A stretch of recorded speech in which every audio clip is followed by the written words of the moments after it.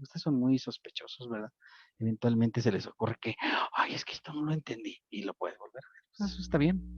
Eso me parece una cosa interesante, ¿de acuerdo? Bueno, entonces, si les parece, vamos a ver un poquito cómo está la página de Facebook, que es donde he puesto pues parte de los materiales, ¿verdad? Aquí está. Sí, la podemos ver, ¿verdad? Porque luego el Zoom es curioso porque en ocasiones como que muestra cosas y otras no, ¿verdad? Entonces por eso les pregunto que si la pueden ver. ¿Sí se ve? Sí, ¿Sí? profe. Bueno, muy bien. Vamos a comenzar obviamente para pues conociendo. Hay varias pantallas que muestra la página de Facebook. Verdaderamente pues aquí están las conversaciones, pero en todo caso pues lo que interesa en ocasiones son los archivos, ¿no? Vamos a ir viendo los archivos. Obviamente, ayer vimos el programa, el plan de estudios de la materia. Lo discutimos de una manera amplia, ¿verdad? En términos generales, ¿verdad? Entonces creo que ese pues ya lo podemos dar ahí como que por medio visto, ¿no? En términos generales, ya está discutido. Y luego viene la ley del impuesto sobre la renta. ¿Qué es la ley del impuesto sobre la renta? Bueno, pues viene exactamente la ley como está precisamente publicada, de hecho está actualizada a la fecha, ¿no? Aunque ahí dice que es del 9 de diciembre de 2019, pues es la última ocasión en la que se fue modificada por el Congreso. De hecho, está sacada de la página del Congreso para que ustedes no tengan ninguna duda, ¿verdad? De cómo se hizo, o sea, de dónde se sacó esta ley, porque, ay, la estoy inventando, pues, ¿cómo lo voy a inventar? Pues si no estoy capacitado, ¿verdad? Entonces, aquí está la ley del ISR, ¿verdad? Nosotros vamos a ver más o menos del artículo 90, ¿verdad? Hasta el artículo 152 es lo que vamos a ver, ¿de acuerdo? Eso es lo que corresponde a este curso. Además, obviamente, luego veremos residentes en el extranjero, pero esa será una parte que corresponderá a hacer la de investigación, porque realmente pues está un poco complicada. Entonces, digamos, más o menos nosotros vamos a comenzar nuestra clase, ¿verdad? Aquí, en donde dice de las personas físicas, ¿verdad? Hasta donde termina el apartado de la declaración anual. Eso es lo que vamos a ver. En esta clase va a haber una pequeña clase introductoria donde veremos algunas disposiciones generales, ¿verdad? Obviamente, pues incluye diversos temas, empezando obviamente por disposiciones generales.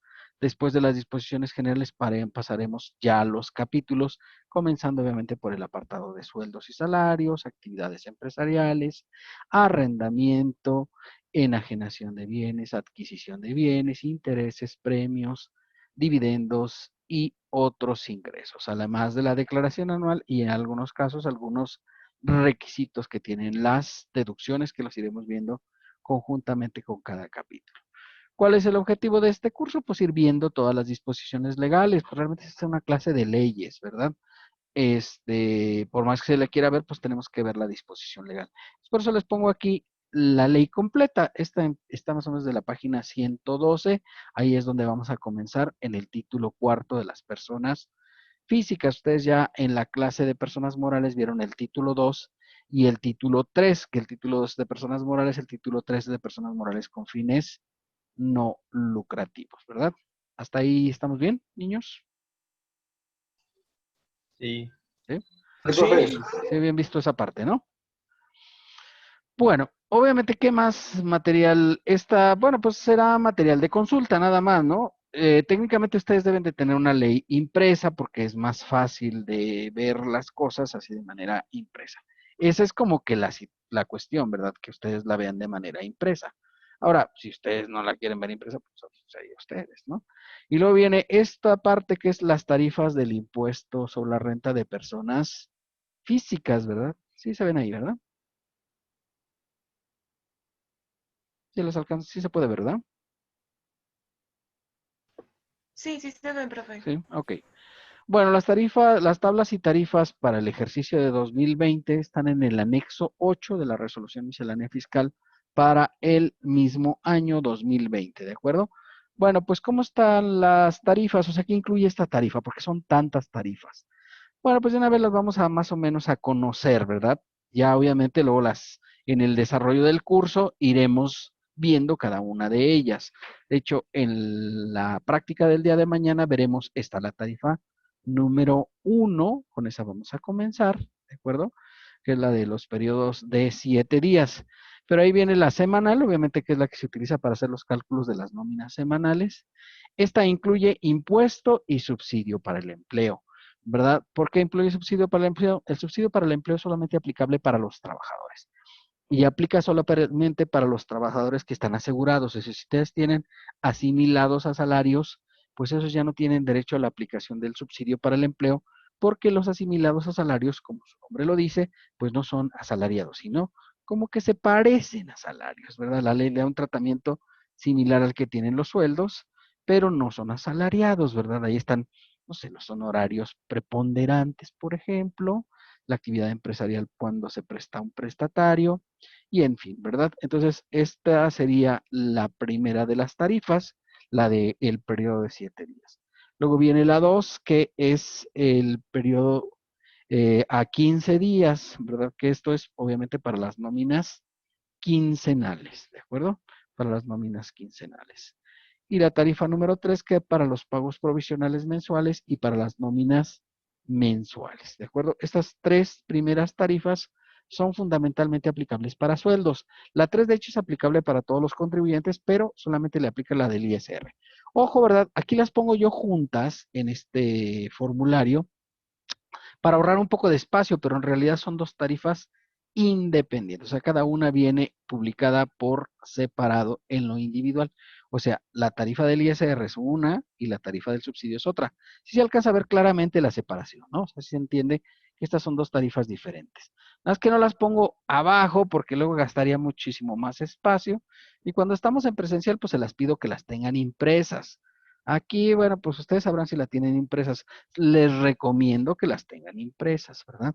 Técnicamente, cuando estamos en clases, pues las usan en los exámenes y pues les pido que no las rayen. Lo mismo les voy a pedir ahorita, no le vayan a rayar, ni les pongan corazones, ni le pongan nada de eso, no. Porque si más adelante volvemos a la cuestión presencial, ¿verdad? Que todos tenemos nuestras dudas que pueda ocurrir, pero si llegáramos a estar en presencial, pues tendrían que tener las tarifas impresas, pero sin ninguna anotación. Porque si tienen anotaciones, pues se las cancelo y tienen que sacar unas nuevas, porque les digo, se usan también para los exámenes, ¿no? Entonces, cuando se hace revisión más exhaustiva, es en los exámenes de que no tengan ahí notas o no tengan ahí nada de eso, ¿no? Entonces, eventualmente, eso no es recomendable. ¿Sí estamos bien? Sí. Ok, entonces estas tres primeras son fundamentalmente de sueldos porque pues son de subsidio, aunque la 3 pues se puede utilizar para cualquier otro contribuyente, por ejemplo los arrendadores cuando no sean superiores, cuando sean superiores a 10 sumas mensuales, pues tienen que usar pagos provisionales mensuales y usan esta tarifa número 3, ¿de acuerdo? Y luego viene la 4. Si ustedes ven ya de aquí para adelante, ninguna tiene subsidio para el empleo, es solamente la tarifa del impuesto sobre la renta. La 4 es la bimestral para los del régimen de incorporación fiscal. No necesitan rayarle porque aquí mismo dice, ¿no? Son para el régimen de incorporación fiscal. En el régimen de incorporación fiscal hay una opción un poco rara, que nosotros de hecho no la vamos a ver porque pues es rara, ¿sí? Yo no conozco a nadie que le haya utilizado la opción, pero pues por si hay algún despistado aquí en el mundo mundial que pudiera hacerlo, pues vienen ahí las tarifas para hacer los pagos provisionales con coeficiente de utilidad. ¿Cómo se hacen esos pagos provisionales? Pues igualito como lo hacían ustedes en personas morales. O sea, por eso ya no lo vemos aquí. Lo que ya se haya visto en personas morales no lo volvemos a repetir en personas físicas. ¿Por qué? Porque este curso de por sí ya es largo, entonces si viéramos también lo que ven en personas morales, pues se haría así como que casi imposible. Entonces, cosas que ya ustedes vieron de manera muy amplia en personas morales, pues aquí no las vamos a repetir. Entonces, como esto de los RIF que pueden hacer pagos profesionales como personas morales, pues, pero es un caso raro porque digo, oye, ¿los de régimen general pueden hacer pagos profesionales como personas morales? No. Sí, no, no pueden hacer pagos profesionales como personas morales. Los únicos son los RIF y dices, oye, ¿los RIF que no son los más chiquitos? Pues en términos generales sí, porque de hecho no pueden exceder de 2 millones de ingresos. Y entonces dices, oiga, ¿y entonces por qué les deja que hagan pagos provisionales de manera con coeficiente de utilidad. Dices, bueno, pues es que como, pues no sé, ¿verdad? En un mundo del revés, pues esas cosas pueden pasar. Pero a mí no me late mucho la situación, entonces eventualmente, pues digo, como no conozco a nadie y nadie lo usa, pues ¿para qué vamos a gastar nuestro tiempo en cosas inicuas, ¿verdad? Entonces, pues aquí viene, la única que vamos a usar obviamente es la 4, que es para los bimestrales de RIF, porque obviamente los RIF bimestrales sí tenemos muchísimos, de hecho son de los contribuyentes que más hay en los despachos. ¿Sale? Entonces aquí vienen las bimestrales para si alguien quiere hacer pagos provisionales con coeficiente, la 4, la 4 del primer bimestre, la 5 es del segundo bimestre, del tercer bimestre, del cuarto bimestre, del quinto bimestre y del sexto bimestre. ¿Sí? De la 4 a la 9 llegan a los bimestres de noviembre a diciembre, ¿de acuerdo? Luego, la tarifa número 10 es la que aplica para pagos provisionales trimestrales, que es únicamente aplicable en el capítulo tercero de arrendamiento. Si los arrendadores pueden hacer pagos provisionales trimestrales cuando sus ingresos en el trimestre o en el mes no excedan de 10 UMAS. Si exceden de 10 UMAS mensuales, ¿sí? Que más o menos 10 UMAS son como unos 26,000 pesos aproximadamente. O sea, si un arrendador dice, oye, yo tengo rentada una casa en 8,000 pesos. Dices, pues no excedes de 26,000, pues dice, y es la única renta que cobras, pues dice, no es necesario que hagas provisionales mensuales, los puedes hacer de manera trimestral, ¿de acuerdo? Esta 10 es aplicable para esto. Y ojo, los numeritos estos váyanlos tomando en cuenta, o sea, los que les pongo yo a las tarifas, porque luego cuando hacemos los cálculos yo les digo, bueno, pues vean la tarifa número 3. Ya sabes que la 3 es la mensual, ¿sale? Y me refiero a este número que tiene ahí señalado en el material de trabajo, ¿de acuerdo? ¿Sí? Para que ustedes tomen en cuenta eso. La tarifa número 11 es para la del mes de enero para pagos provisionales de régimen general, ¿verdad? Son las que utilizarían los de régimen general, sección primera del título cuarto, ¿de acuerdo? ¿Sí? Actividad empresarial y profesional. Y vienen obviamente 12 tarifas porque obviamente se va haciendo de manera mensual acumulable. ¿Se acuerdan que en personas morales hacían pagos provisionales acumulables? Pues resulta que en personas físicas de actividad empresarial también los pagos provisionales son acumulables y por lo mismo, pues obviamente hay 12 tarifas para efectos de la determinación del impuesto sobre la renta. Entonces hay una para enero, una para febrero, una para marzo, una para abril, una para mayo, una para junio, y así sucesivamente hasta llegar a la del mes de diciembre, que es igualita que la anual, ¿de acuerdo? ¿Por qué? Porque la anual se saca multiplicando la mensual por 12. Y si sacas la mensual por 12, pues obviamente sería igual que la de diciembre, porque la de diciembre es la mensual multiplicada por 12. ¿Vale? Y entonces así vas multiplicando para efecto de sacar las tablas. Nosotros no calculamos eso, el fisco ya no las pone públicas en el anexo 8 y ya nada más de ahí las tomamos, ¿de acuerdo? El año próximo debe aumentar o deben cambiar las tarifas cambian cada que la inflación en el país llega al 10%, es una disposición que está en el 151 de la ley, y cuando llega la inflación al 10% se cambian las tarifas. Las únicas que no cambian son las del subsidio para el empleo, ¿de acuerdo? Y el subsidio para el empleo, más o menos yo calculo que en 2 años va a desaparecer de manera definitiva, ¿de acuerdo? Va a desaparecer no porque lo vayan a quitar, sino va a desaparecer porque los sueldos pues ya no van a alcanzar para que les dé subsidio para el empleo. Entonces, por esa razón digo que tende a desaparecer el subsidio para el empleo. Y luego la tarifa número 23 es para los contribuyentes de agricultura, ganadería, silvicultura y pesca, ¿sí? Más conocidos como los agapes. Estos hacen pagos provisionales de manera semestral, ¿de acuerdo? Entonces ahí vienen los del primer semestre y los del segundo semestre, ¿sí? ¿Por qué hacen pagos semestrales? Bueno, la resolución de facilidades administrativas les da la posibilidad de hacer pagos de manera semestral y pues lo normal es que lo hagan de manera semestral, ¿no? Entonces, pues tienen esa ventaja. Y la número 25 es la tabla actualizada del ejercicio 2020 y también es aplicable para el capítulo de enajenación de bienes inmuebles acorde con la 315.4 de la resolución miscelánea, ¿de acuerdo? Entonces, esta es la que se aplica para ello. Luego ya vienen unas tarifas adicionales. Estas son en las de impuestos. Estas son otras que usaremos para algunos otros cálculos.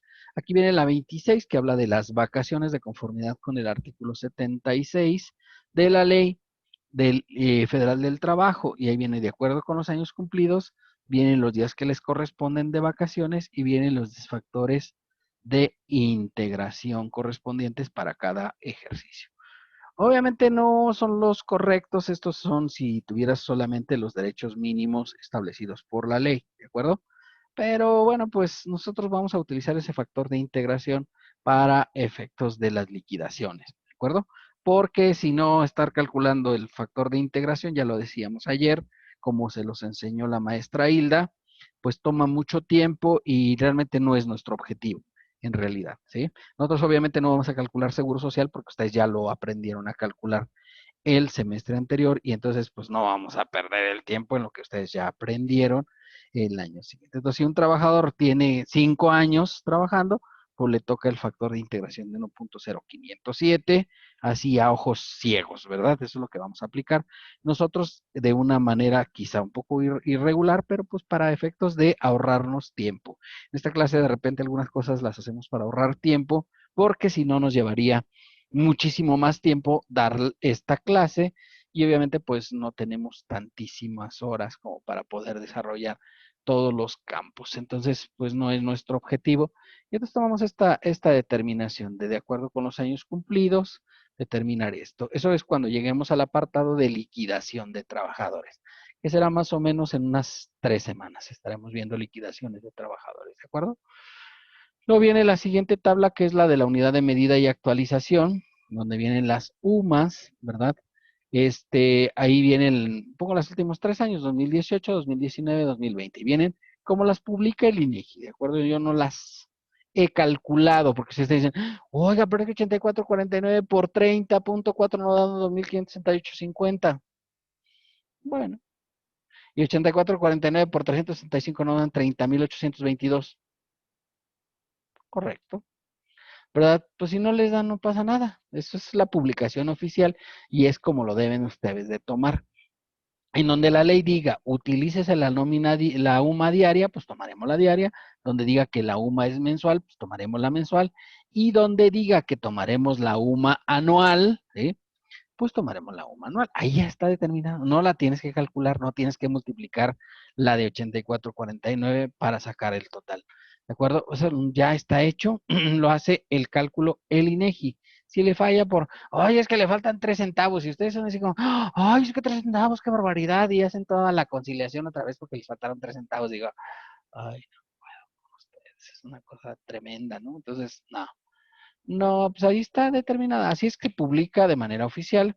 Recordar, la UMA tiene vigencia del 1 de febrero del año que aplica, o sea, la UMA de 2020 tiene vigencia del 1 de febrero de 2020 hasta el 31 de enero de 2021. O sea, dura por un año, ¿verdad?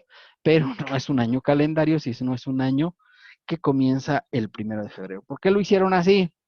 No lo sé, yo tampoco no estoy de acuerdo, pero pues yo qué te digo, yo no hago las leyes y obviamente pues como yo no las hago, pues es muy triste su historia, ¿de acuerdo? Luego vienen las tablas de los salarios mínimos generales, ¿de acuerdo? Que vienen aplicables a cada uno de los periodos y ahí viene la región fronteriza, la región, eh, el resto del país. Recuerden, los de la región fronteriza pues son los consentidos del señor, ¿no? Porque de repente el señor dijo, auménteles al doble y le subieron al doble porque como ahí Morena no ganaba, dijeron, ¿cómo hacemos que gane? Pues suban los sueldos. Y lo subieron. Así se la gasta el señor tenebroso, ¿verdad? Y subió de 88.36 que teníamos el 1 de diciembre de 2017 a 176.72 en el 2019. ¿Sí?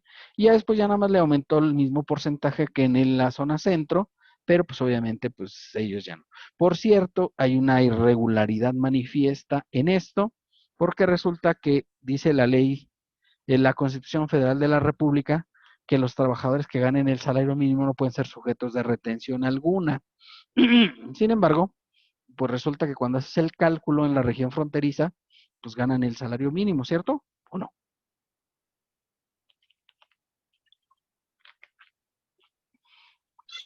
Sí. ¿Sí, verdad? O sea, los que ganan 185.56 ganan el mínimo, ¿sí? Lo que pasa es que ahí lo subió el señor tenebroso al doble de repente, ¿verdad? Y de un solo golpe, ¿verdad?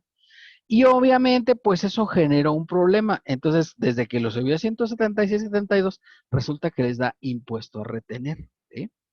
Y la ley dice, la Constitución Federal de la República, que se supone que está por encima de la ley del impuesto sobre la renta, ¿verdad? Dice que no les debieran retener, pero pues si te da impuesto a retener, ¿qué haces? ¿Retienes o no retienes? ¿Retienes? Pues retiene, ¿no? De que le cobren a él, a que te cobren a ti, dices, pues mejor a él, total, que se joda, ¿verdad? Y entonces, pues les retienes, no te queda de otra, ¿verdad?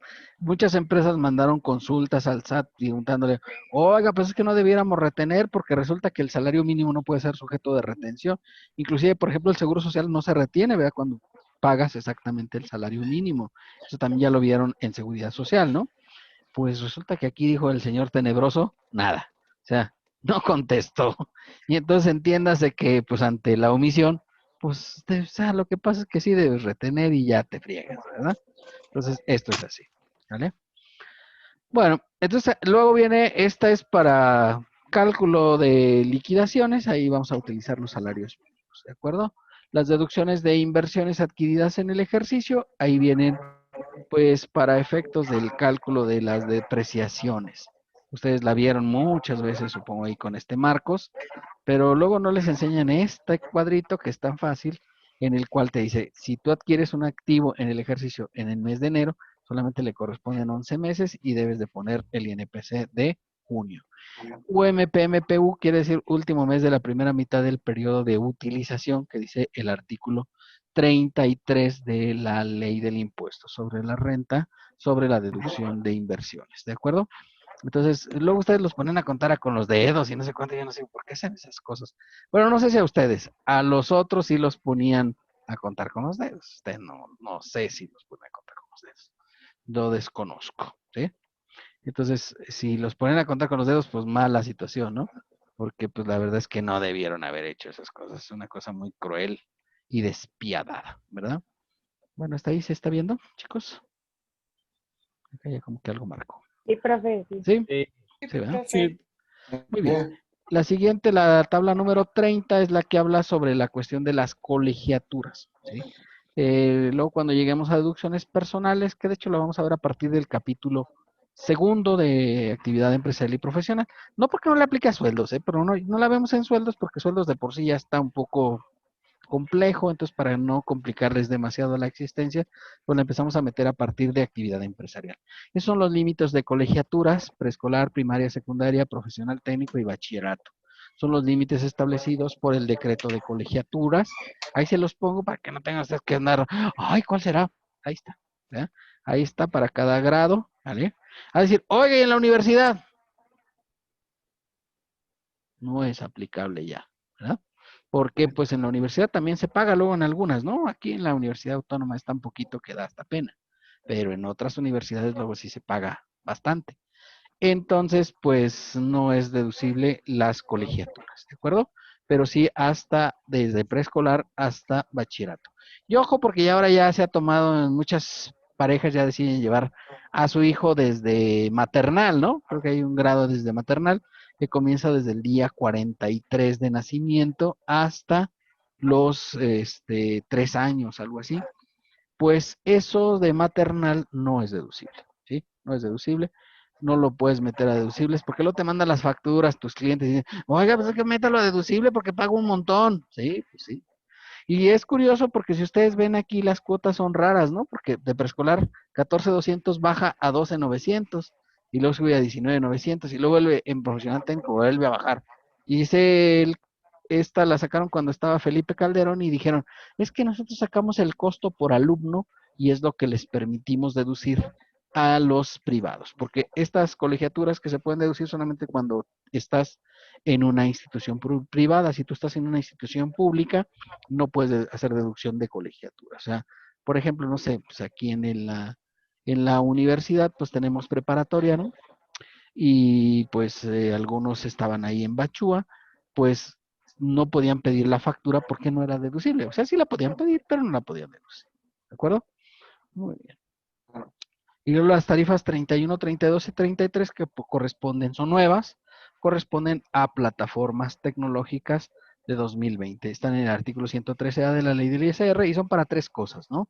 Transporte o prestación de servicios de transporte terrestre de pasajeros y la entrega de bienes. Habitualmente, pues, no quisimos decir Uber, ¿verdad? Pero pues como que casi, ¿verdad? Casi le podemos haber puesto el nombre de Uber. Y ahí vienen las tasas que corresponden. Lo raro de estas tablas es que no están igual que las otras, nada más les pusieron aquí hasta 5,500 y entonces como que la gente se pone nerviosa, como que, ay, ¿por qué no le puso? No, le quiso poner el señor tenebroso. O sea, la primera sería de 0,01 hasta 5,500 y luego sería de 5,501 hasta 15,000, pero pues así se las casca el señor tenebroso. La tasa del 2, 3, 4 y 8. Y luego tratándose de servicios de hospedaje, pues dígase fundamentalmente Airbnb, ¿no? La tasa de retención sería del 2%, del 3%, el 5% y el 10%. Y luego tratándose de enajenación de bienes o prestación de servicios, o sea, tales como, ¿qué te gusta? No sé, Amazon. Pues Amazon te enajena bienes, ¿no? ¿Sí o no? Ujú. Pues esos son los Sí. que tendría que retener cuando te enajenan estos bienes, ¿verdad? O no sé, Mercado Libre, pues en muchos casos ahí sí son empresas intermediarias, pues que tienen que hacer una retención del impuesto sobre la renta. Recuerden decir, oiga, pero Amazon no está aquí. No importa, porque pueden ser no residentes en México y de todos modos tienen que pagar el impuesto por las plataformas tecnológicas digitales. Así como también, por ejemplo, ¿qué te gusta? Voy a tomar un curso de English Live, que es una plataforma tecnológica, ¿no? Y entonces, pues ahí entro a la página, me inscribo, pago la colegiatura y me van a hacer la retención correspondiente al impuesto, porque pues se tiene que pagar ese impuesto en México, ¿de acuerdo? Entonces, no nada más es enajenación de bienes, sino también cualquier otra prestación de servicios distinto de servicio de hospedaje y de traslado de pasajeros, ¿de acuerdo? Estas tarifas, bueno, pues preferentemente yo se les recomiendo que las tengan impresas, ¿de acuerdo? Es una regla. Ahí sí que ese consejo te doy porque Popeye el marino soy. Upu. Entonces, pero pues ya ustedes sabrán, ¿no? Les digo, ya cuando estemos si es que llegamos a estar en presencial, pues sí es recomendable, sí hay que tener las impresas, ¿de acuerdo? Bueno, ¿qué más tenemos? ¿Qué más material les he proporcionado? Este material ya de hecho las tablas ya las vamos a comenzar a utilizar a partir de mañana para que si las pueden tener ya impresas, pues mejor, ¿verdad? Es lo Ujú. mejor que pueden hacer, ¿de acuerdo?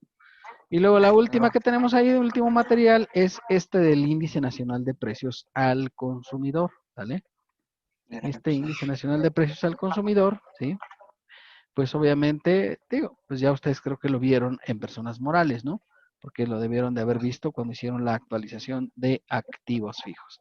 Pues este Índice Nacional de Precios al Consumidor, que es la base 2018, base 100, como ven, ahí en 2018 empezó en agosto. Hasta anteriormente, si ustedes ven, los números son más grandes. De agosto para atrás, de agosto para adelante, comienzan a ser solamente de 3 dígitos, ¿verdad? No es un error, así está la publicación oficial. ¿Sale? Nosotros, para efectos de la determinación de la actualización comenzará a partir del capítulo segundo, ¿sale? Desde ahí comienza la actualización, ¿vale? Entonces comenzará obviamente con el segundo parcial, comenzaremos a utilizar esta tarifa, que al igual que las otras, pues también, o sea, pues no, saben, no las deben de rayar. La pongo por separado porque, como ven, este es un formato completamente diferente a los otros que ya vimos, ¿sale? Entonces, este material de trabajo, pues es indispensable para comenzar a trabajar. Bien, ¿alguna duda hasta aquí?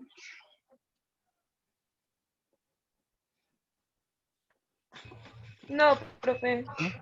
¿Todo bien?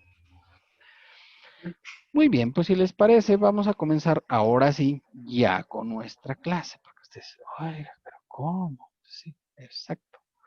Comenzaremos ya con esta parte de la importancia de la ley del impuesto sobre la renta, si les parece. Si les parece bien, ¿vale?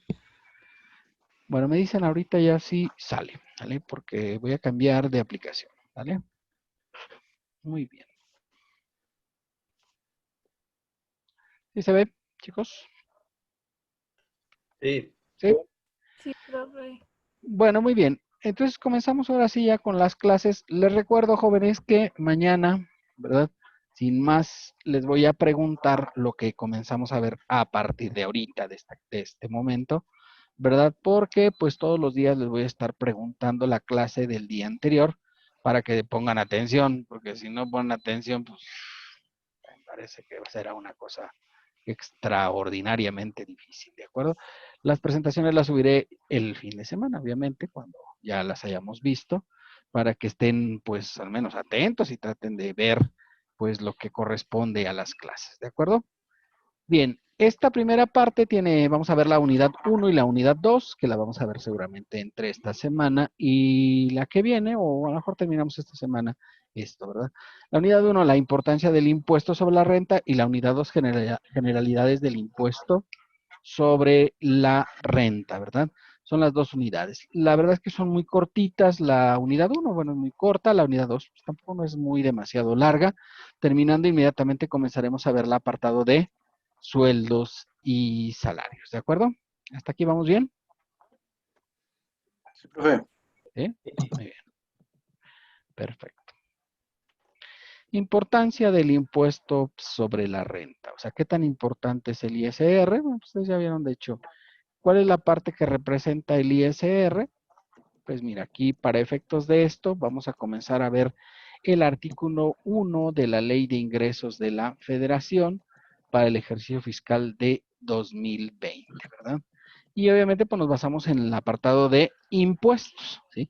El apartado de impuestos que de hecho creció de manera muy sustancial con la reforma fiscal del año de 2013, ¿sí? La última modificación a la ley del ISR y a otras leyes fundamentales. Y entonces, ¿qué tan importante es? Bueno, pues vamos a ver la importancia de los impuestos directos e indirectos, ¿sale? Que es una parte que nos pide nuestro programa que analicemos, ¿sale? Bueno, dice que el impuesto sobre la renta, ¿verdad? ¿Sí? Impuesto sobre la renta, que es el impuesto directo por excelencia, pues representa 1.852.852.3. Por favor, vayan sacando las divisiones para ver a ver cuánto es lo que representa del total. Ahí está el total, ¿no?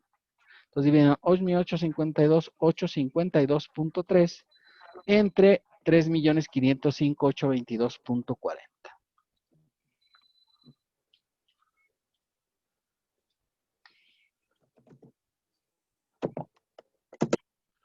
Punto 5302.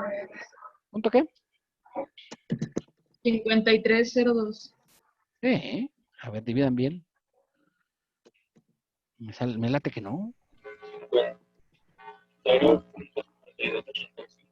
Punto 5285. Sería impuesto sobre la renta, que es 1.852.852.3 entre 3.505.822.4. Punto 5285. El 5. Ah, eso sí pues suena mejor.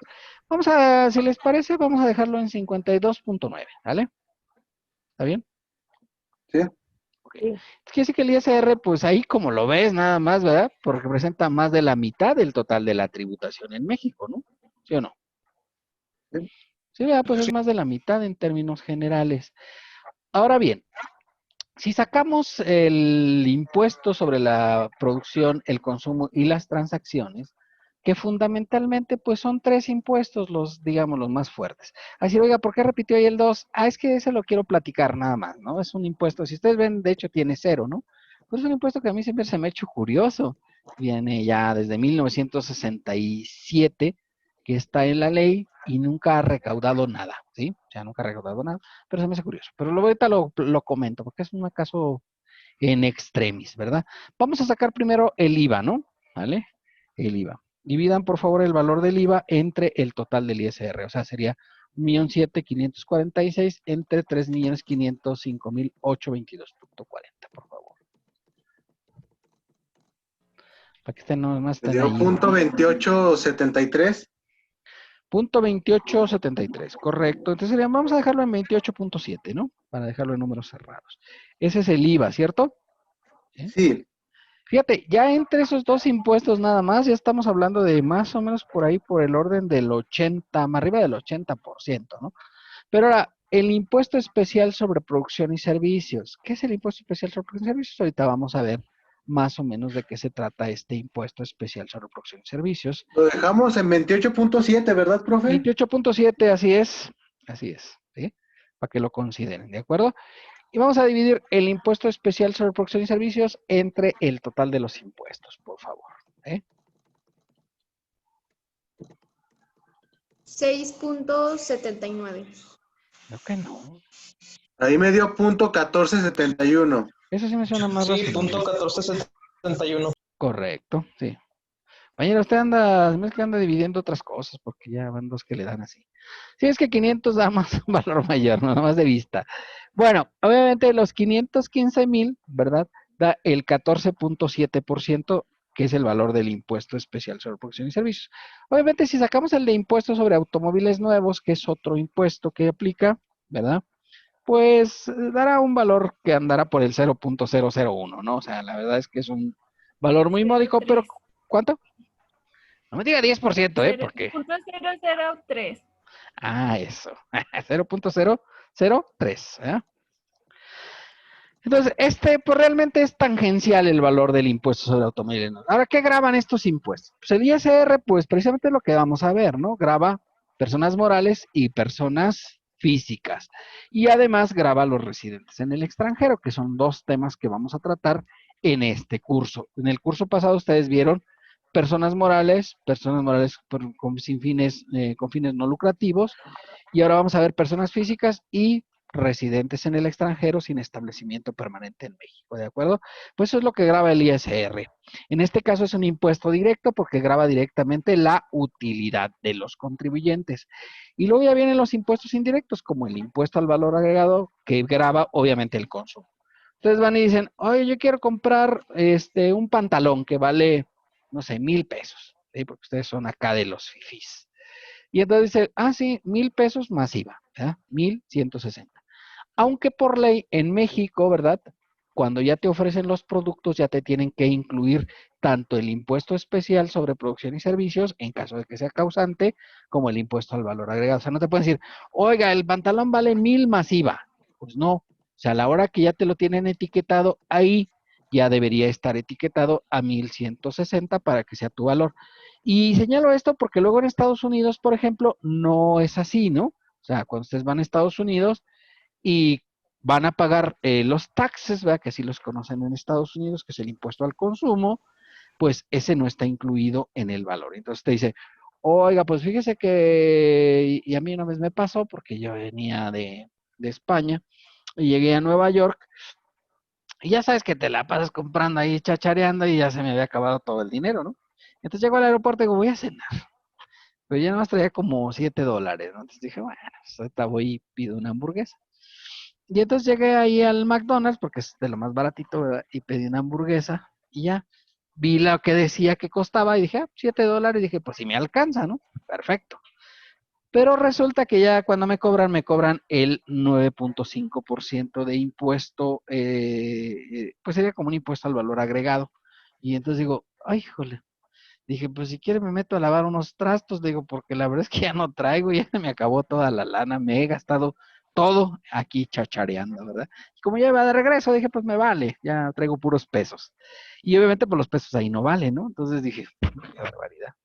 Pues sí, porque resulta que los precios en Estados Unidos no incluyen el valor del impuesto al valor añadido, ¿verdad?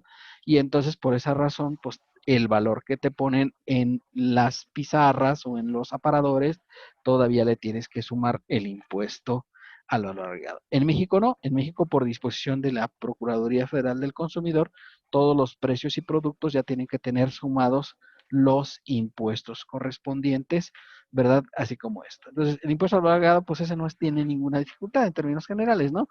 Es un porcentaje sobre lo que se cause, ¿vale?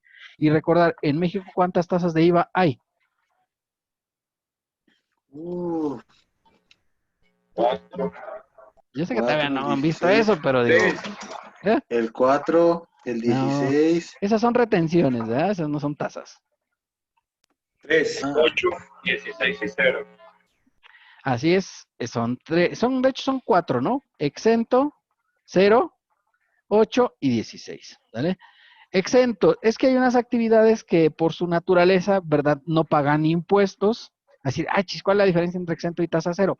Bueno, lo que pasa es que los que están en tasa cero pueden recuperar el IVA que les trasladen en el proceso. Los que están exentos no, ¿verdad? O sea, por ejemplo, uno muy típico de exención que se puede ver muy fácilmente. Los honorarios médicos, ¿sí? O sea, cuando ustedes van con el doctor o con el dentista, ¿verdad? Pues ellos ya no les cobran el IVA, pero están exentos del IVA. ¿Qué quiere decir? De repente el dentista va y se compra un auto, ¿verdad? De 150,000 pesos para que luego no le pase del valor. Y dice, oiga, ¿y el IVA? No, pues métalo a gastos porque en realidad ya no lo puede recuperar. Usted está exento del impuesto, ¿de acuerdo? Los honorarios médicos están exentos. Pero, por ejemplo, una persona que vende productos agrícolas, ¿sí? O sea, digamos un ganadero que vende ganado. Entonces, obviamente, y decir, ay, pues qué tonto, un ganadero que vende ganado. Bueno, es que un ganadero puede vender borregas, por ejemplo, y es ganadero, ¿no? Y puede vender miel y sigue siendo ganadero, para que vean que no está tan tonta la cosa, porque luego eso dices, ah, qué tonto. No, o sea, no está tan rara la situación, ¿vale? Entonces, pues este ganadero va y dice, voy a comprarme la Cheyenne, porque ya ven que a los ganaderos les gusta la Cheyenne, no sé por qué, ¿verdad? Como una tradición ganadera. Entonces va y se compra la Cheyenne, la paga con su transferencia y todo. Y dice, no, pues cuesta, no sé, 700,000 pesos. Y paga el impuesto al valor agregado, puede solicitarlo en devolución. O sea, hay una posibilidad para el ganadero porque está en la tasa del 0%. Entonces es diferente el tratamiento del 0% a estar exento, ¿de acuerdo? O sea, y es un tratamiento importante para considerar. Esos recuperan todo el IVA. O sea, no sé, en la ganadería, oiga, pues uso la luz, por ejemplo, para el pozo. Bueno, pues a lo mejor le cobran el IVA por la luz, llevo los vehículos al mantenimiento, compro diésel para los tractores, pues todo eso le van a cobrar IVA, pues todo ese IVA lo puede recuperar, ¿de acuerdo? Entonces es una ventaja. Y el 8% pues se aplica solamente en la región fronteriza norte, ¿vale? Hubo un tiempo que la tasa especial del IVA se aplicaba tanto en el norte como en el sur, pero en esta ocasión, en 2013, perdón, en 2018, cuando dijo López Obrador que les iba a dar beneficios, dijo, sí, pero nomás a los del norte. Porque esos sí son competitivos, ¿no? Los de acá. Ay, vamos a competir contra Belice. Y dices, uy, qué importante Belice. Pues no creo que sea una cosa que pueda competir muy demasiado fuerte contigo. Y en cambio dices, voy a competir contra el estado de Texas o de Arizona, de Nuevo México. Bueno, puede ser que sí, porque resulta que la tasa del IVA allá anda rondando entre el 8 y el 9%. Entonces, por esa razón le dijo el fisco, bueno, pues ok, vamos a darles una tasa preferente a los de la región fronteriza. Esa es la razón, digamos, técnica de ellos, ¿de acuerdo? Y luego el impuesto especial sobre producción y servicios, ¿verdad? Que grava, pues, productos tales como la cerveza, ¿sí? Las bebidas alcohólicas, el tabaco, ¿verdad? Y ahora últimamente, pues los hipercalóricos, que de hecho le traen muchas ganas. El doctor Gatell ya dijo que esa es la causa. O sea, él le falló su estrategia de contener el coronavirus porque aquí en México todos están gordos. Dice, pues no puedo con ustedes, son muy gorditos. Entonces, pues ya bájenle a su comedera de hipercalóricos, ¿verdad? Y entonces ya dijo que el culpable de todo, pues es el osito Bimbo y no él, ¿verdad? El osito Bimbo es el culpable de que no se pueda con el coronavirus. Entonces, pues le pretenden poner más impuesto, pero ya ahorita el impuesto para los hipercalóricos es del 8%, ¿verdad? Y a los refrescos, pues es un peso por cada litro de refresco. Ya sé que las presentaciones luego de refrescos, pues son más pequeñas, pues se les cobra menos de ese valor, ¿no? O sea, por ejemplo, yo compro una coca de 600 mililitros, sí, ¿verdad? La de 600 mililitros es la de plástico, ¿no? Pues entonces te cobrarán 60 centavos de impuesto especial sobre producción y servicio, o sea, depende del valor y de lo que tenga, ¿vale? Muy bien. A ver, y bueno, y el impuesto sobre automóviles nuevos, pues como su nombre lo dice, pues grava la compra o importación de automóviles nuevos, ¿de acuerdo? ¿Hasta qué tasa? Pues puede ser hasta la tasa del 17%. ¿vale? Si te compras un Ferrari, pues vas a pagar el 17%. Los automóviles que no excedan de 150,000 pesos no pagan impuestos sobre automóviles nuevos, conocido como ISAN. Este impuesto ya viene incluido en las facturas, nunca te lo desglosan.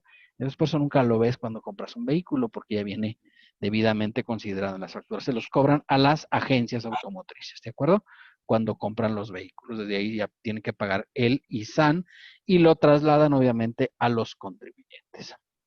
Bueno, esta 2 es que este es el 1, pues del 8 hay uno que dice otros impuestos. Si bien este impuesto, dije, siempre lo comento porque se me hace un poco raro, es el impuesto sobre servicios expresamente declarados de interés público por ley en los que intervengan empresas concesionarias de dominio público de la nación. ¿A qué se refiere este impuesto? ¿Alguien tiene alguna idea de qué se trata?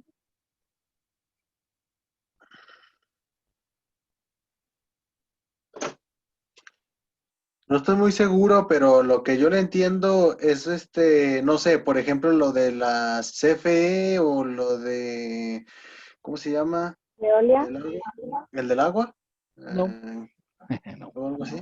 No no, no sé, son eso parecidos. es lo que yo había entendido. Para, por ejemplo, en una obra pública intervenga en una construcción. Ay, híjole, casi no se le entiende. ¿Cómo para qué, perdón? A ver, repita. Para los que intervengan en una obra pública. Obra pública, no, tampoco. Bueno, se los voy a explicar porque tiene un trasfondo un poco raro, pero está así, ¿no? Así. Y ustedes seguramente lo han visto porque pues este impuesto se aplica. Dice, oiga, ¿por qué no recauda nada? Si ustedes ven cuánto tiene aquí que va a recaudar, cero. Pero este impuesto se cobra en especie. O sea, lo puedes pagar en dinero o en especie, pero todos los contribuyentes optan por pagarlo en especie. ¿Qué son los bienes declarados de interés público por la nación? Bueno, pues las estaciones de radio y de televisión, ¿sí? Les dan una concesión, ¿cierto? Son concesionarios del gobierno federal. Y entonces, resulta que en 1967 los concesionarios de radio y televisión empezaron a hablar mal del presidente y le molestó al presidente en aquel momento Gustavo Díaz Ordaz. No sé si ustedes han oído hablar de él, pero es un viejito muy rebelde. Y entonces se enojó con los medios de comunicación y dijo, sí, pues les voy a cobrar un impuesto especial. Y este es un impuesto completamente especial porque nada más les aplica a los concesionarios de radio y de televisión, ¿de acuerdo? ¿Y cómo lo pagan? Bueno, pues tienen que donar tiempo aire al gobierno federal para que lo destine a los anuncios. Ustedes han escuchado los anuncios, ¿no? ¿Sí? Ahorita, por ejemplo, estamos oyendo mucho el anuncio de mantén la sana distancia, que no sé qué, ¿verdad? Que es muy importante. Pero luego hemos oído de la Cámara de Diputados aprobó esto porque es una cosa muy importante. Aprobó el TEMEC porque es tan valioso para México. ¿Sí no han escuchado esos anuncios, no? Sí, los informes de gobierno. Los informes de gobierno. Pero en época de elecciones, ¿qué es lo que escuchamos muchísimo? Spots. Spot de los partidos, ¿no? Y luego de repente resulta que, no sé, se juntan 3 partidos, ¿no? Se junta el partido, no sé, el partido del trabajo, que ya ven que lo único que no ha hecho en la vida es trabajar. Se junta el partido de Morena y se junta el partido Encuentro Social, que ya desapareció, caído en desgracia, ¿no? Nueva Alianza. Nueva Alianza, que también ahí luego se junta con otros partidillos, ¿no? Y resulta que tienen al mismo candidato y resulta que pues estos tienen tiempo oficial de ese que les platico, de este impuesto que estamos ahorita pues señalando, ¿no? Y entonces dices, caray, pues resulta que sale el mismo anuncio 3 veces, ¿puede pasar eso? ¿O sí les tocó que pasaba eso? Sí. Igualito, ¿verdad? O sea, no decía nada diferente. Oye, cámbiale al menos una coma o algo, haga un espacio ahí para que se oiga diferente, ¿no? Pero es por eso, porque como ellos tienen que pagar, o sea, los concesionarios le tienen que pagar al gobierno, entonces inicialmente cuando se creó este impuesto le pagaban el 25%. ¿Qué quería decir esto? O sea, si yo tenía como concesionario derecho a sacar anuncios por una hora al día, pues si era el 25%, pues tenía que darle algo así como, pues ¿qué son? 15 minutos, ¿no? 15 minutos, ¿no? Del tiempo aire. O sea, no, claro, no es una hora, pero pensemos que fuera una hora al día, ¿no? Obviamente. Digamos, pero pensemos tal vez son como unas 8 o 10 horas. Pensa 10 horas al día. Y entonces dice, ah, muy bien. Entonces, de esa me corresponde tanto, ¿no? Luego llegó Vicente Fox y dijo, no, esto no puede ser, no les pueden estar cobrando tanto a estos pobres, ¿verdad? Y dijo, cámbienle y ya, bájenle. Y dijo que lo iba a quitar. Pero luego pensó y dijo, ay, ¿y lo que vamos a hacer con todos los anuncios, verdad? Porque pues, realmente el gobierno federal, pues todo eso le sirve para promocionar. Ahora que ya viene el informe, porque el informe es el 1 de septiembre, ¿no? Sí, sí, no me equivoco. El informe de gobierno, el informe del presidente. Bueno, aunque él hace informes cada 3 meses, porque ya ven que está medio, no sé, pues como que anda Nada acá, ¿no? Es cabecita de algodón, ¿no? Ya lo conocen como el que anda ahí informando cada 3 meses, ¿no? Entonces ya ahorita va creo que en el 8º informe de gobierno, ¿eh? Entonces, en este 8º informe de gobierno, que realmente es el único que vale para la ley, ¿no? Porque en la ley solamente se reconoce el informe del 1 de septiembre, pues sale el presidente y hace anuncios de lo que ha hecho, ¿verdad? ¡Qué barbaridad! Estamos haciendo el Tren Maya y que sabe cuánto, y ya llevamos avanzado como 3 vías y ya pusimos tres postes. Pues eso se informa, ¿no? Porque imagínate todo eso, pues 3 postes es muchísimo. Y entonces, pues esas cosas las va a informar ahora, ¿verdad? La refinería de las Dos Bocas, ¿verdad? Que pues ya la estamos ahí construyendo. El aeropuerto de Santa Lucía, que más bien parece central de autobuses, cosas por ese estilo, ¿no? ¿Sí? Pues sí, parece una central ahí malhechona además, ¿no? ¿Sí? Malhechona. Un paradero de aviones vamos a ponerle ahí. Entonces, pues todo eso es al amparo de este impuesto a los servicios expresamente declarados de interés público por la ley en la que intervengan empresas concesionarias del dominio público. Como ven, es un impuesto directo. Lo pongo aquí porque es un impuesto directo, porque grava directamente a los concesionarios, ¿no? O sea, dices, oiga, yo no soy concesionario, ¿me afecta? O sea, si yo digo, yo voy a poner, no sé, una empresa de publicidad, ¿me afecta este impuesto, sí o no? Sí. No, porque nada más es para concesionarios. Una empresa de publicidad que vende, pues publicidad. Te llega y dice, yo quiero, oiga, yo quiero unos anuncios. Ah, sí, yo le vendo los anuncios, pero realmente quien los transmite es la estación de radio. Yo lo único que le vendo es la publicidad, ¿me entiendes? O sea, no le estoy vendiendo. Si la va y le compra directamente a la estación, es diferente. Ahí sí le afectaría. Pero si yo nada más le vendo la publicidad, pues no, ¿verdad? Inclusive la publicidad ahora se puede hacer hasta, ¿qué te gusta? Por internet, por ejemplo. Pues esa de hecho no entra porque ahí no hay concesiones, ¿no? ¿Eh? Yo hago una página de internet y pido una concesión, no, ¿verdad? Hay una empresa que te vende el sitio y ya, ahí hospedas tu página, contratas un programador y haces tu página. Pues a todo eso no le aplica, solamente le aplica a radio y televisión. Ni siquiera, por ejemplo, aplica en la prensa, ¿no? O sea, la prensa escrita, esa tampoco le es aplicable porque pues, no son concesionarios de este tipo de bienes. Entonces, este es un impuesto de los que podríamos considerar como directo, que tiene un tratamiento un poco raro desde 1967 que se creó a la fecha, nadie ha pagado, nunca nada, ¿sí? ¿Por qué nadie ha pagado? Porque todos pagan en especie, ¿sí? Se no han pagado en dinero, pero sí han pagado porque al final, pues escuchas los anuncios, ¿no? Y de hecho hay compromisos, ¿no? De repente, no sé, si tú eres de los que eres acá bien matado, te pones a escuchar a José Luis Morales, ¿eh? Ya ven que luego se aloca y se pone criticando a Martín Orozco como una hora, pero luego dice, ya me voy porque llegó la publicidad oficial, ¿verdad? Y esa la tiene que pasar forzosamente a la hora que está comprometido porque la ley lo obliga, ¿verdad? Bueno, hasta aquí alguna duda, niños. Ninguna. ¿No? No, profe. Bueno. Perdón, ni sacamos el porcentaje del total del impuesto al consumo, ¿verdad? O sea, el total, el 1.3, 1.534 entre 3.505, por favor. Ese me faltó. Ahorita estaba aquí haciendo la cuenta. Si no me equivoco, es 43.7%. Correcto, 43.7. Fíjate, si sumamos 43.7, ¿sí?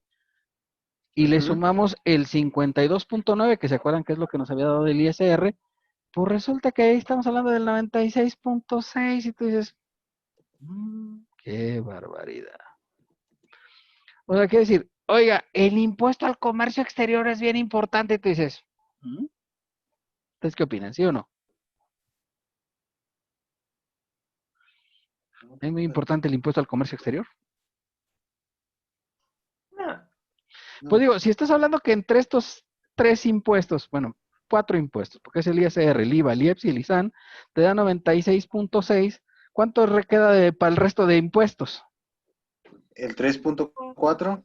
3.4%. Y súmale, además, dentro de este 3.4% deben estar los recargos, la actualización y todo eso, los accesorios, pues, que es cuando no pagas a tiempo, pues también se considera como parte de las contribuciones, ¿de acuerdo? Y muchos de esos accesorios dependen de estos impuestos, del ISR, del IVA, del IEPS. Lo que pasa es que para la ley de ingresos se presentan por separado.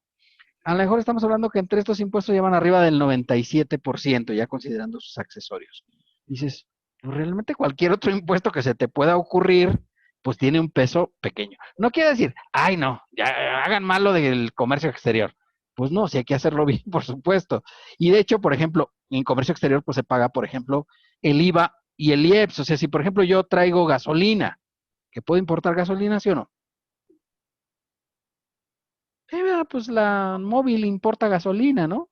Y entonces, pues si traigo gasolina, tengo que pagar el IVA y tengo que pagar el impuesto especial sobre producción y servicios, ¿vale? Entonces, no está tan sacado de balance la situación de decir, pues mire, es que está padre esta cuestión, pero estos impuestos pues son realmente la base sobre la que descansa la tributación en México, ¿no? Los impuestos directos, el ISR, y los impuestos indirectos como el IVA, el IEPS y el ISAN.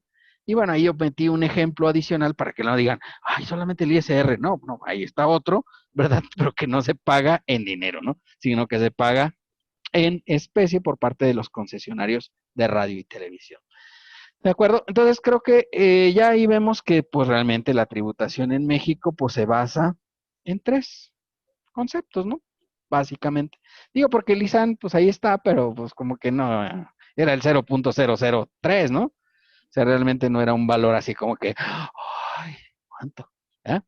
O sea, lo incluimos dentro de los valores, pero en realidad no es tan importante, sino aquí lo que es muy importante, el ISR, casi el 53%, y el impuesto al valor agregado con el 28.7% y seguido del impuesto sobre producción y servicios. Ahorita vamos a ver unos pequeños detalles para que más o menos entiendan.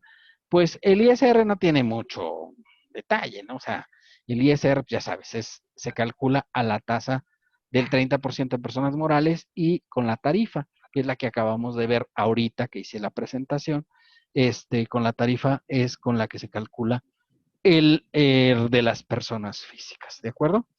Bueno, ahora bien, el fisco nos proporciona un informe tributario de gestión. Esto lo hace el Servicio de Administración Tributaria y lo publica a través de la página de Hacienda. Recordar que el SAT depende de la página de Hacienda. ¿Y el informe tributario de gestión para qué nos sirve? Pues para ver a ver cómo andamos por ahí con los dineros este año. Recordar que este año 2020 pues ha sido especialmente complicado, ¿verdad? Ha sido especialmente complicado. Y recordar lo que vi en la anterior, pues es lo que se esperaba recaudar.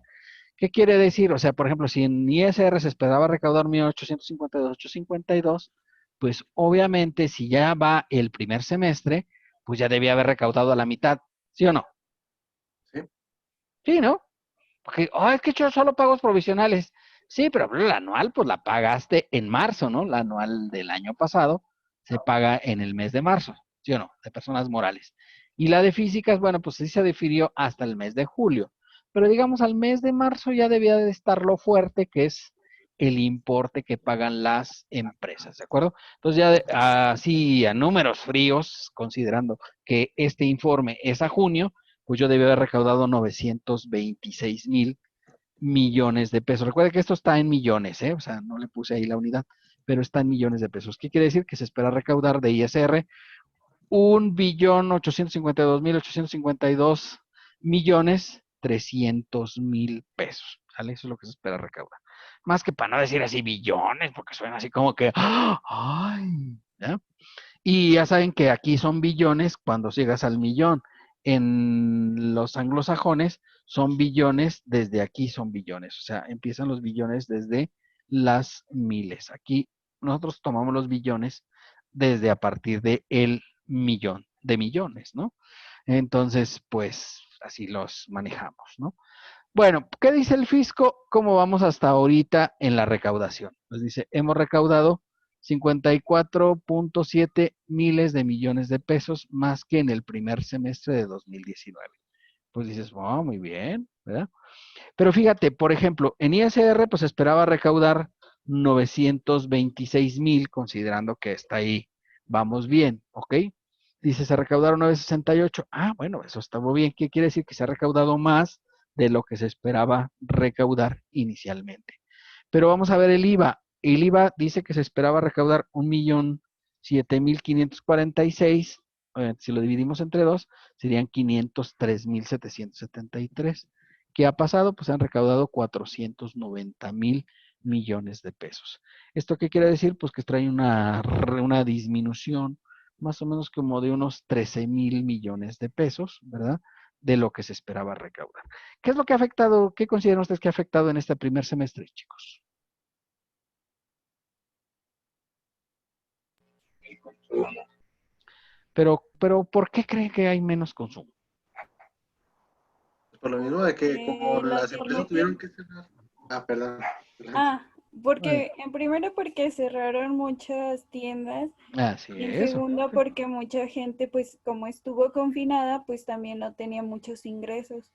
Exacto, eso es una cosa muy importante. Ahora, hay que considerar, decir, ay, qué bueno, el ISR, ¿por qué creció? Recordar que en este primer semestre se le cobraron a grandísimas empresas cantidades que tenían de adeudos anteriores. Y me refiero a grandísimas empresas como Walmart, ¿verdad? Walmart, que pues yo creo que todos la conocemos, ¿no? Es la empresa número uno en tiendas de autoservicio en México, que pagó unos 7,000 millones de pesos que debía de años anteriores. A Grupo FEMSA, que también llegó a un arreglo con el fisco federal para pagar una cantidad millonaria, como de unos 5,000 millones de pesos de ISR. Entonces, claro, ¿eso se suma aquí, sí o no? Sí, ¿verdad? Porque Sí. ya se les cobró. O sea, ellos ya lo pagaron, ¿sí? Esas empresas tenían para pagar ese dinero, ¿sí o no? Sí. Sí, o sea, tiene una caja impresionante. Y entonces, claro, eso puede estar influyendo aquí, ¿no? Que esas grandes empresas como FEMSA, como Walmart, como el Grupo Carso, pues se arreglaron con el gobierno federal para pagar impuestos anteriores que lo sumaron a este primer semestre. Dice, es que tuvimos más recaudación que el año pasado. Pues sí, no, eso está raro, pero obviamente, ¿por qué el IVA no creció? Bueno, porque las deudas que tenían estas empresas eran de ISR, no eran de IVA ni de IEPS. Por eso el IVA, pues obviamente está recaudando menos. Y el IEPS, ¿verdad? Porque recuerden que la ley de ingresos es como estimada, pero ya lo que se está cobrando es lo que viene en el informe. Eso es diferente, ¿verdad? Porque yo estimé que iba a cobrar tanto, ¿no? Es como ustedes están viendo costos, ¿no? Sí. Sí, ¿eh? Y entonces, pues obviamente ven el real y luego lo comparan con el estimado, ¿cierto? Y se analizan ahí las variaciones. Eso, cuando menos yo cuando llevaba costos. Ahorita ya hace mucho tiempo que yo no llevo costos. Pero fíjate, por ejemplo, en el IEPS, pues la expectativa es que al primer semestre, dividiendo el anual, deberíamos recaudar 258,000 y se han recaudado 226,000. Eso también ha afectado, ¿no? Porque obviamente, pues una de la parte importante del IEPS es la gasolina, ¿no? Y digo, pues, ¿qué decíamos hace ratito? ¿Dónde estaba la gente? Casa. En su casa, ¿verdad? Entonces, ¿se consumía mucha gasolina? No. No, ¿verdad? Pues nunca había consumo de gasolina, prácticamente salías nada más al súper. Entonces, obviamente el consumo de gasolina pues también vino a la baja y eso provocó pues que no se haya logrado el objetivo. O sea, quiere decir, en el impuesto especial sobre producción y servicios vemos una reducción como de unos 30,000 millones de pesos, ¿verdad? Entonces, fíjate cómo, en este caso sí era importante ver cuánto es lo real contra lo estimado, porque tú estimaste una cosa, pero ahora vamos a ver. Y además, pues recuerden que la economía se espera, o sea, en el primer semestre cayó pues más o menos como un 18% el Producto Interno Bruto en México, ¿verdad? Ya ven que el presidente dijo, no vamos a apoyar a nadie porque no, nomás a los puros pobres les vamos a dar dinero. Y entonces, pues se quedó la cuestión, porque muchas empresas, pues de hecho quebraron, ¿no? O sea, ustedes ven muchos locales vacíos, en los centros comerciales y en otros lados, porque pues como no hubo ningún apoyo, pues obviamente pues no procedió.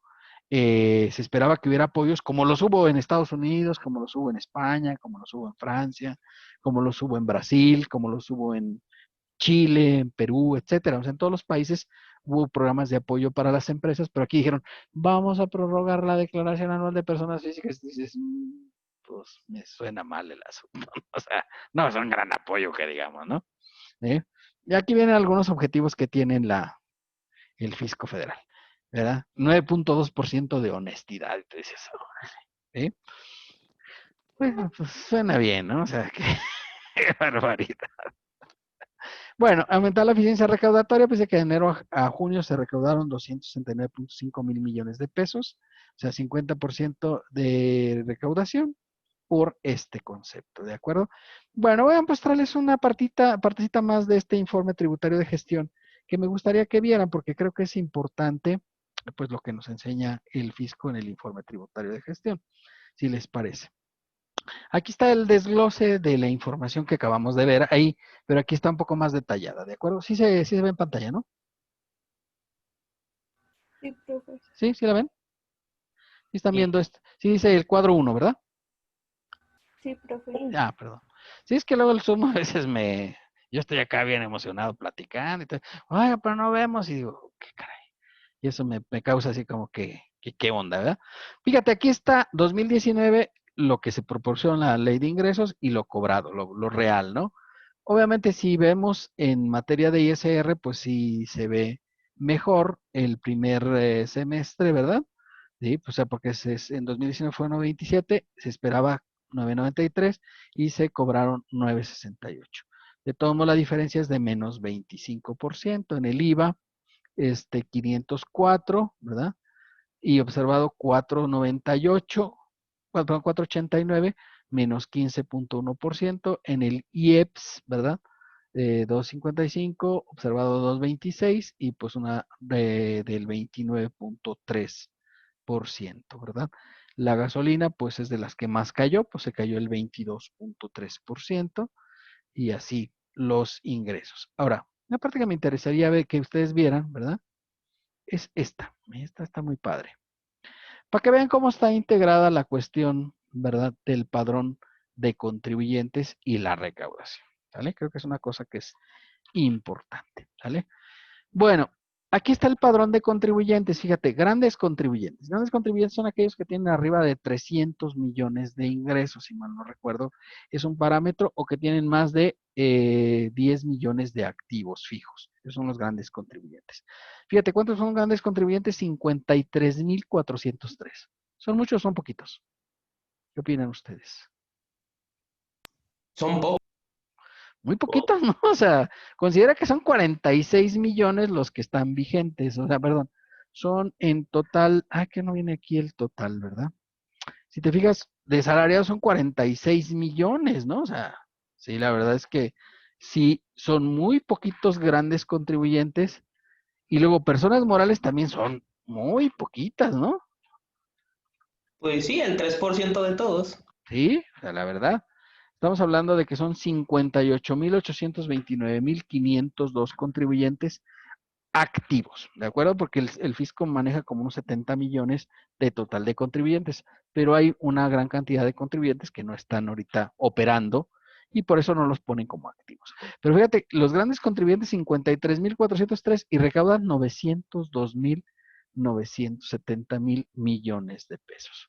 O sea, quiere decir que solo el 0.1% del total de los contribuyentes recauda todo esto, ¿verdad? ¿Sí? O sea, fíjate cómo está la curva invertida, pero de una manera muy importante, ¿no? Porque ve todo lo que recaudan los grandes contribuyentes y ve lo que son en total los grandes contribuyentes. O sea, en realidad, sí es una cosa así como que, pues, o sea, un triángulo muy, pues, ¿qué podemos decir? Muy invertido, ¿no? Porque obviamente son pocos contribuyentes y la cantidad de recaudación, pues, es muy, muy, muy grande.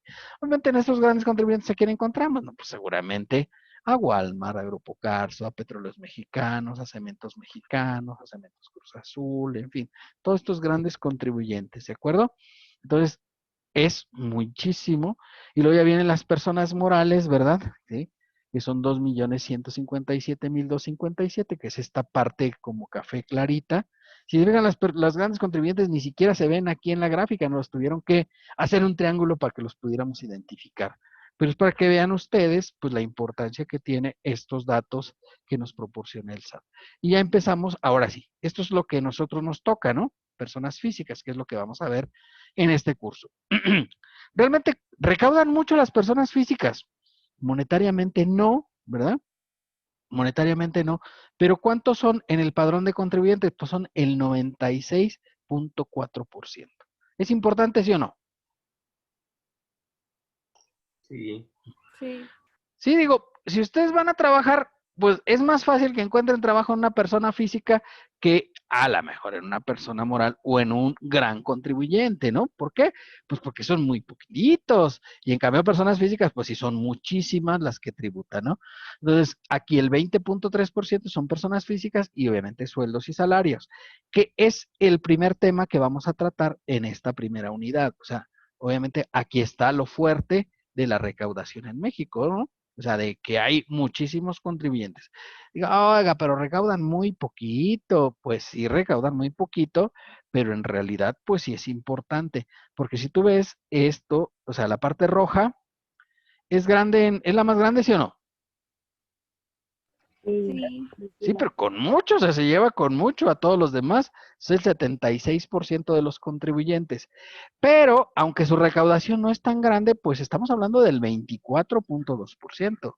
¿Es algo importante, sí o no? Sí.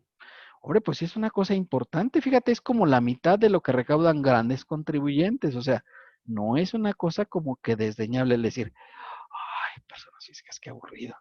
Pues no te aburras tanto, o sea, sí es una cosa que puede ser interesante. Ahora, esta parte, lo verde, ¿verdad? Que son las personas físicas en lo general, pues en realidad sí recaudan muy poquito, pero los asalariados sí tienen una recaudación muy importante a considerar para efectos de la determinación, ¿de acuerdo? Entonces, creo que es para que vean ustedes la importancia y la trascendencia que tiene nuestro curso, porque pues seguramente en el despacho, ¿verdad? Los que están en algún despacho, no me dejarán mentir, ¿qué es lo que más les asignan?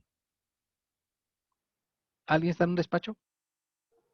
Personas físicas. Personas físicas, ¿verdad? Y los que llevan personas morales, ¿llevan nómina, sí o no? Sí. Sí. Sí, ¿verdad? Porque obviamente nómina llevan todos, ¿verdad? En términos generales. Y ahí está la parte de sueldos y salarios. Entonces, fíjate cómo sí tiene cierta importancia. Digo, porque pues yo no dudo que tú más adelante puedas llegar a estar en uno de estos grandes contribuyentes, que luego ahí a lo mejor ya pagan mucho mejor y a saber, ¿no? Porque yo he conocido algunos que luego se han ido a la corona y les pagan ahí lo mismo que ganarían en una persona física que de las que yo llevo. Entonces digo, bueno, pues así pasa, ¿no? O sea, no todas las grandes empresas luego tienen los grandes sueldos. Y Corona sí es una de las grandes contribuyentes, ¿sí o no? Sí, demasiado. Sí, ¿verdad? Sí, pues es el máximo productor de cerveza de nuestro país, ¿verdad? Y ya ven que además la Corona es la cerveza del mundo, ¿verdad? Que ahora se ha visto afectada porque como la ligaron con el coronavirus, pues ya no sonó muy bien, ¿no? Entonces, pues tristemente. Pero aquí está. Creo que esta es la gran importancia que tiene nuestro curso, ¿verdad? En esta gráfica se puede ver muy claramente, pues, esto, ¿verdad? Estas dos barras, ¿verdad? Que representan, pues, el 96.4% de los contribuyentes son de los que vamos a ver en nuestro curso.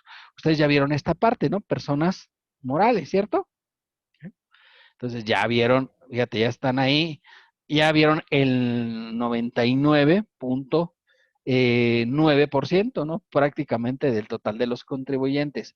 Digo, oiga, no hemos visto grandes contribuyentes porque a lo mejor no vieron el régimen de grupos de sociedades, probablemente.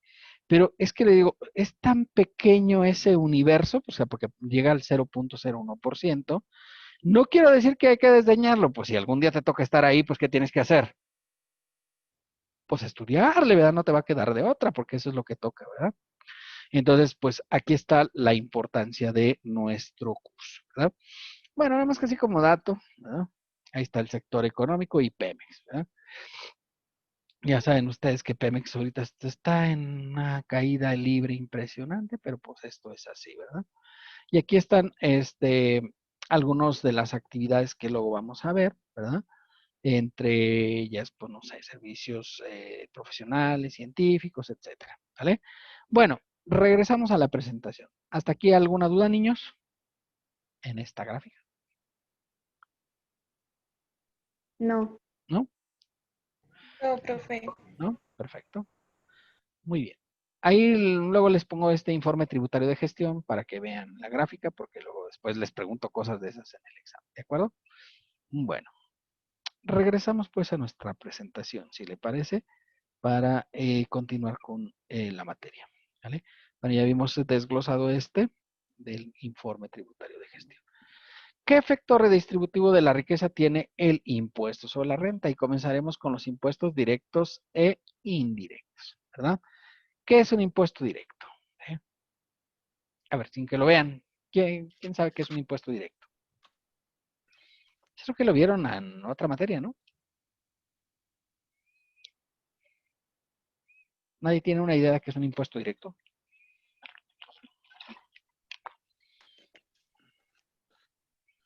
A ver, ¿cómo se llama?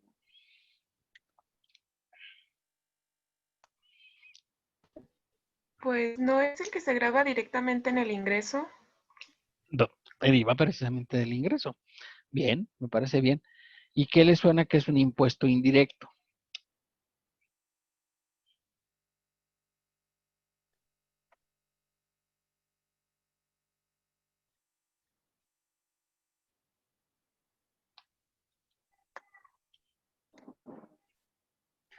Los que no graban directamente el ingreso.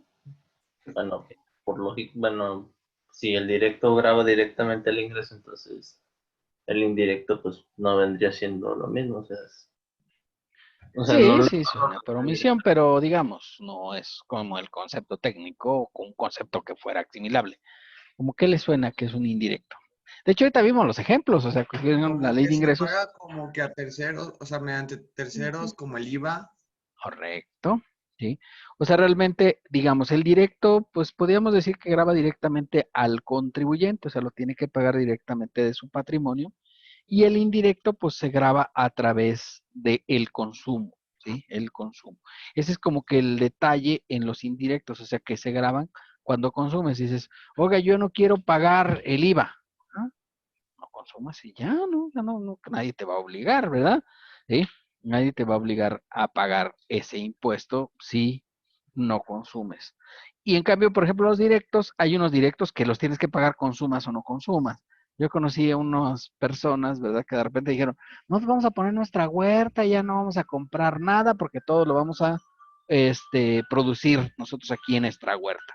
¿Se puede hacer eso en la vida? Pues suena loco, pero sí puede ser, ¿no? ¿Sí? Que tú tengas tu propio autoconsumo. Entonces ya no consumían nada. ¿Cuánto pagaban de impuesto? Pues nada, nada, ¿verdad? Pero, por ejemplo, sí, seguramente sí tendrían que pagar el impuesto, no sé, por ejemplo, el impuesto predial. Si tenían una casa, ¿lo tendrían que pagar, sí o no? ¿Qué opinan ustedes? Sí. Sí, Sí, ¿verdad? Pues ese no se los van a quitar. Oiga, yo ya no consumo nada. Ah, pues qué barbaridad, qué gusto, qué alegría me da. Pero si usted tiene una casa aquí en la ciudad o en el rancho donde la tenga, ¿verdad? Pues tiene que pagar el impuesto predial, que es un impuesto directo de carácter municipal, ¿cierto? ¿Eh? Y entonces ve cómo hay cosas en las cuales pues se tiene que realizar los pagos correspondientes independientemente de si realizas o no consumo, ¿de acuerdo? Bueno, pues ahí va la definición de impuestos directos. Es una definición, obviamente. Hay muchas definiciones que se manejan en la vida cotidiana, ¿verdad? Pero vamos a tomar esta como buena, ¿de acuerdo? Los impuestos directos graban de manera directa los ingresos o el patrimonio de los ciudadanos, ¿sí? Que era lo que señalábamos, ¿no? Graba el ingreso o el patrimonio. Por eso decíamos, oiga, pues yo no tengo ningún ingreso, pero pues tengo mi casita. Ah, bueno, pues ahí está grabándose el patrimonio que se tiene que pagar, ¿de acuerdo? En otras palabras, los impuestos directos recaen sobre cada persona con nombre y apellido, es decir, ciudadano que deberá pagar el impuesto y está claramente identificado. Además, por este hecho, el momento del devengo también está determinado e identificado. O sea, cuando se tiene que devengar el pago correspondiente del impuesto, se señala, ¿no? En la misma ley te señala cuándo se tienen que pagar. Además, por ejemplo, cuando ustedes vieron código, pues les dijeron que sujeto, objeto, base, tasa o tarifa no tienen que hacerse ninguna interpretación. Se tienen que aplicar como están escritos sobre la ley, ¿verdad? Entonces, así, sobre este tema, ¿verdad? Pues ejemplos que podemos tener en materia federal, pues está el impuesto sobre la renta, sin lugar a dudas, ¿no? Es un impuesto directo. ¿Qué es lo que grava el impuesto sobre la renta? Los ingresos que genera la persona por una actividad, ya sea empresarial o prestación de un servicio. Así es. Entonces grava directamente los ingresos, ¿verdad? De hecho, la ley dice que las personas podrán realizar las deducciones y podrán realizar, o sea, ¿qué quiere decir? Que si una persona dice, yo no quiero realizar ninguna deducción, ¿lo podría hacer, sí o no?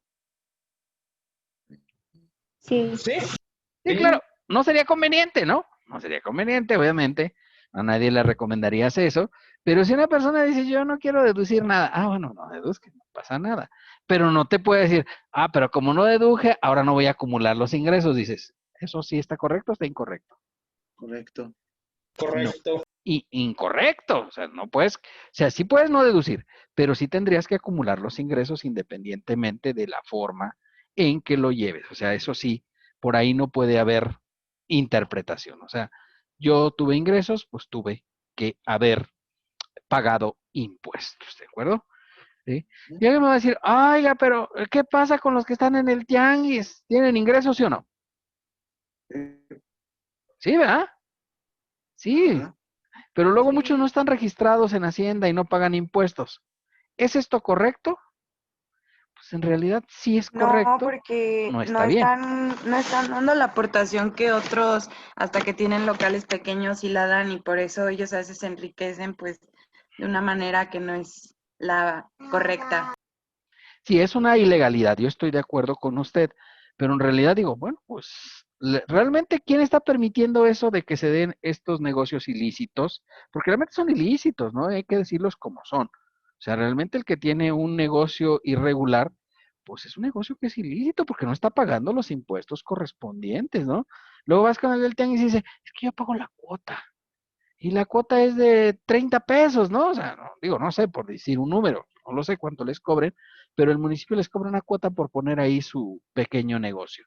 ¿Realmente eso es la tributación en México, sí o no? ¿Qué opinan Pues sí, ustedes? porque ahí el mismo gobierno es el que les está permitiendo, Ajá. pues, no pagar impuestos.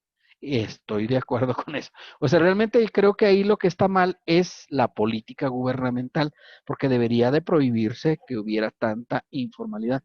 De hecho, si ustedes no lo saben, ¿verdad? Pero en México, más o menos como el 47%, de acuerdo con datos del INEGI, de los negocios son informales.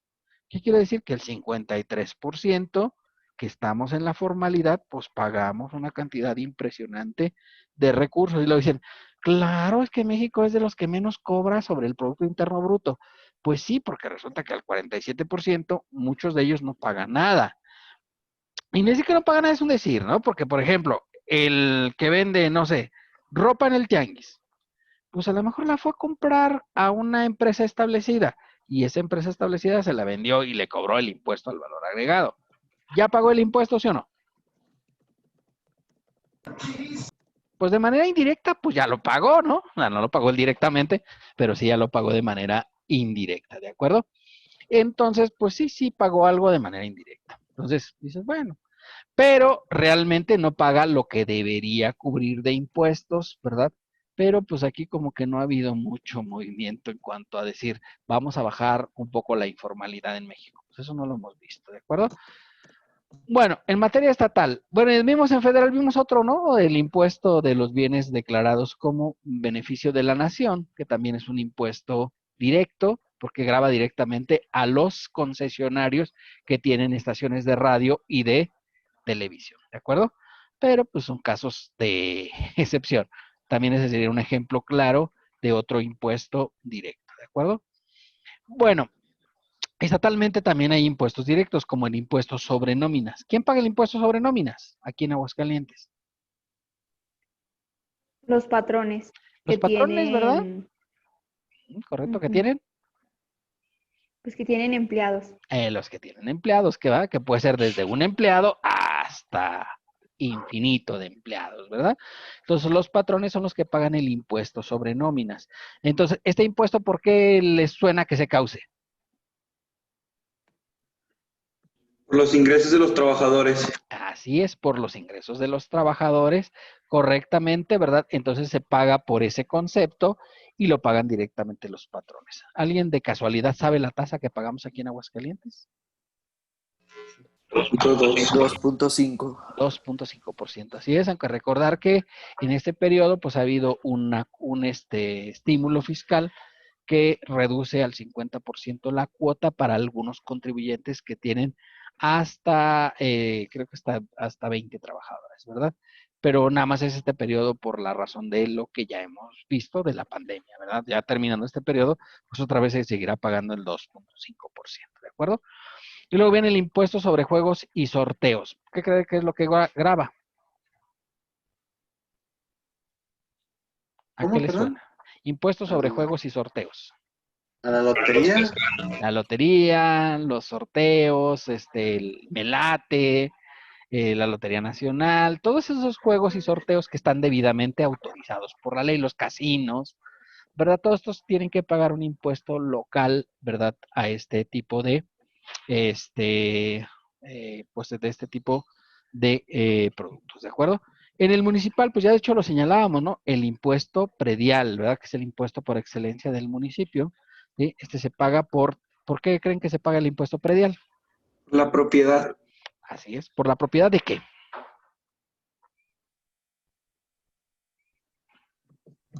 Pues cualquier propiedad que se tenga, ya sea un terreno, una casa. Un bien Ah, inmueble.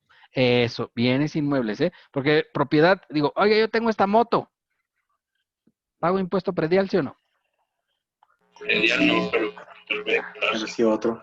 Ah, predial no, claro, pero es que el predial nada más graba terrenos y construcciones, ¿de acuerdo? Pero obviamente, como usted dice, sí tendría que pagar el impuesto, pues, por la tenencia de ese vehículo, ¿verdad? Sí, los derechos vehiculares, ¿sale? Bueno, y ya para casi terminar, porque luego ya ayer me pasé, vamos a ver los impuestos indirectos. Ahí sí que con esta me despido porque ya no puedo más, diría el pirulí. ¿Ah? Impuestos indirectos. Un impuesto indirecto es la cantidad de dinero clase de impuesto recaudado por un agente económico que en general es una empresa que paga el impuesto al agente recaudador y repercute todo o buena parte de este monto del impuesto en el consumidor final, ¿vale? ¿Esto qué quiere decir? Bueno, pues que los impuestos se van causando y pues, se van acreditando en la mayoría de los casos, ¿de acuerdo? Entonces, realmente quien paga el impuesto de manera general, pues es el consumidor final. El otro lo que hace es que lo cobra, ¿sí? Luego mucha gente no entiende esto del impuesto al valor agregado, gente que causa IVA, ¿no? O sea, el de la zapatería, que es un pequeño empresario, luego no le entiende y dice, ah, es que yo ya cobré ahí los 175 pesos, ¿verdad? Porque vendían 150 más 22.50 del IVA. No, no, los 22.50 pues es IVA, lo tendrías que enterar posteriormente. O sea, tú lo recaudas y luego se lo entregas al fisco. Pero hazle entender eso a los empresarios como que es una cosa que no lo alcanzan a entender. Porque, pues ya lo cobré, pues ya es mío, ya, cállate. No, no, no, no. Tú nada más lo estás cobrando y lo estás recibiendo del consumidor, pero tú lo tienes que enterar al fisco, ¿verdad? Es una cosa que luego hay que hacerle entender a los contribuyentes, pero es difícil, la verdad. Bueno, en materia federal ya lo vimos, ¿no? Impuesto al valor agregado, ¿sí? Impuesto especial sobre producción y servicios, impuesto sobre automóviles nuevos, ¿de acuerdo? En materia estatal, el impuesto sobre hospedaje, ¿sí? A lo mejor ustedes han viajado, ¿verdad? Y han visto que en las facturas de los hoteles, pues te cobran un porcentaje sobre el hospedaje. Graba que, pues el consumo, cuando tú consumes el servicio de hospedaje, pues en ese momento te cobran el impuesto sobre hospedaje, ¿verdad? Y en materia de municipal, pues está el impuesto sobre adquisición de bienes inmuebles, que obviamente se paga cuando adquieres un bien inmueble es un porcentaje sobre el valor de los bienes inmuebles que se están causando y sobre el cual se tiene que pagar un impuesto correspondiente, ¿verdad? Entonces, hasta aquí alguna duda, pregunta o aclaración, chicos. ¿No? No, profe, todo bien. ¿Todo bien? Bueno, perfecto. Si quieren un ratito les subo esta pues, presentación ahí en la página de Facebook por si la quieren estudiar. Recuerden que mañana les voy a preguntar para que estén al pendiente. Pregunto de manera aleatoria, o sea, no es, ay, en orden de lista. Así como me van saliendo, las ideas. Entonces, de ahí donde pongo el dedo, digo, ahí, este es el que le toca hoy, ¿vale? Entonces, para que se pongan a estudiar, por favor, lo que vimos el día de hoy, porque todas las clases teóricas, luego les pregunto al principio de la siguiente clase, ¿verdad? Y de las clases prácticas, pues tenemos tarea para entregar los lunes, además de las prácticas que se entregarán directamente. Pues si no tienen dudas, preguntas o aclaraciones, pues si les parece, ¿verdad? Si les parece, pues que hasta aquí le vamos dejando por el día. Maestro, yo sí tengo una duda. Dígame, con gusto. La práctica, ¿cuándo la vamos a comenzar? Mañana. Mañana, ok. Sí, es que vamos viendo, yo como les había dicho, vamos a ir viendo teoría y práctica, ¿sí? De esta manera no se hace tan pesado la cuestión de solo estar con las diapositivas, porque sí, yo entiendo que es pesado. O sea, a mí también se me hace pesado estar hablando y hablando y hablando.